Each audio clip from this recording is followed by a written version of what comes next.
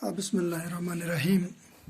ہماری جماعت نووی ہے، مضمون اردو، اور موضوع ہم آگے بڑھائیں گے بزم انجم ڈاکٹر سر شیخ محمد اقبال کی نظم۔ پہلا بند ہم نے کل کے کلاس میں پڑھا تھا، اب دوسرا بند آج پڑھیں گے، پھر اس کے معنی جاننے کی کوشش کریں گے، پھر اس کی تشریح۔ دوسرا بند ہے: اے شب کے پاس بانو، اے آسماں کے تارو، تابندہ قوم ساری گردوں نشین تمہاری، چھیڑو سرور ایسا جاگ اٹھے سونے والے رہبر کے قافلوں کی تاب جبیں تمہاری۔ یہاں لفظ ہے تابندہ، تابندہ کا مطلب ہے روشن، اور ایک لفظ ہے تاب جبیں، ہو گئے ماتھے کی چمک، جبین ماتھے کو کہتے ہیں، تاب ہو گئی چمک۔ آگے ہے: آئینے آئینے آئینے قسمتوں کے تم کو یہ جانتے ہیں، شاید سنیں صدائیں اہل زمین تمہاری، رخصت ہوئی خاموشی تاروں بری فضا سے، وسعت تھی آسماں کو معمور اس نوا سے۔ وسعت کا معنی ہے پھیلاؤ، وسعت کا معنی ہے پھیلاؤ، ٹھیک۔ اور لفظ معمور ہے بری ہوئی یعنی آباد، معمور بری ہوئی یعنی آباد۔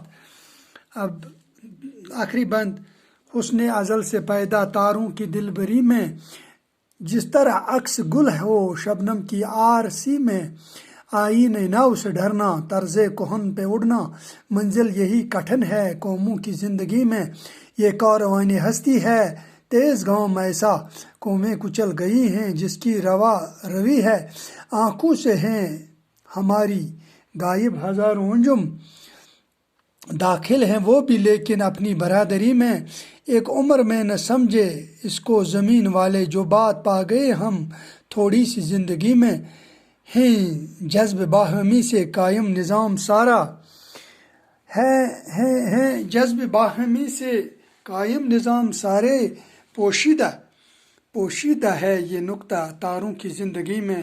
یہاں کچھ اور لفظ ہیں: حسن ازل، حسن ازل کا معنی ہے اللہ کا حسن، قدرت کا حسن، ٹھیک۔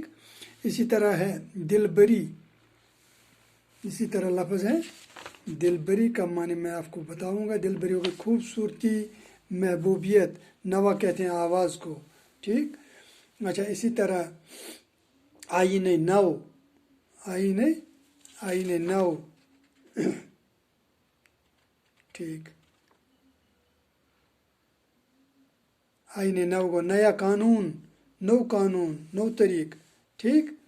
ہاں، طرز کہن کا مطلب ہے پرانا طریقہ، ٹھیک۔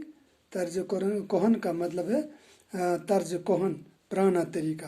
آئینے نو کو نیا طریقہ، کٹھن کو مشکل، اسی طرح ہستی کہتے ہیں زندگی کو، تیز گام ہو گیا تیز رفتار، اسی طرح انجم ہو گئی تارے، ان کی انجمن اگر کہیں گے تو محفل، ٹھیک، معنی ہے محفل۔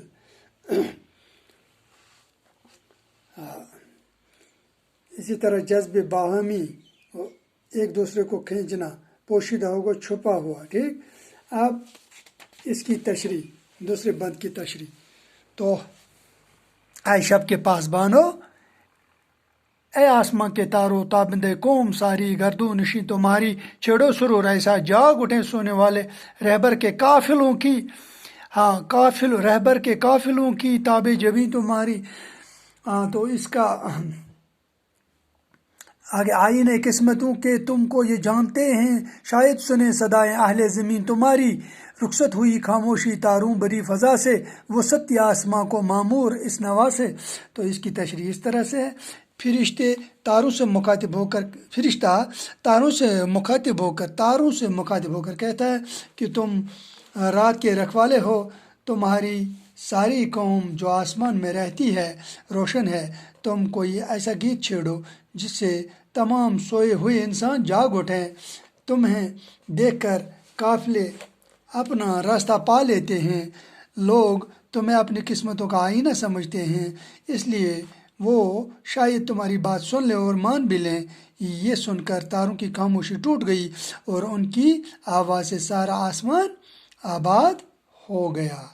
تو یہ ہو گیا، یہ ہے اس کا دوسرا بند، اور آخری بند آنے والے کلاس میں آپ کو بتاؤں گا.